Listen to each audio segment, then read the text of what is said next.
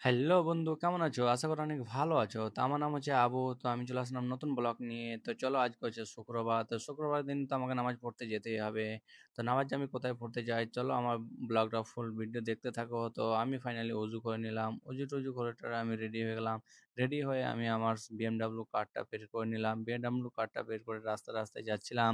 তো সবাই আমাকে দেখছিল। তো রেল গেট দেখছিলাম পড়েছিল, কিন্তু আমি আস্তে না আস্তেই উঠে গেছে। আমার নসিবটা অনেক অনেক একটু ভালোই ছিল, জ্যাম্পে পড়তে হয়নি। তো এখানে আমার একটা নতুন বিল্ডিং হচ্ছে, এই বিল্ডিংটা আমার অত্যাধিক ফেভারিট, ভালোই লাগে। মসজিদে এসে পৌঁছে এখানে জুস বিক্রি করে, জুসটা আমার একটু ফেভারিট, তাই জন্য খেয়ে নিলাম এক গিলাস।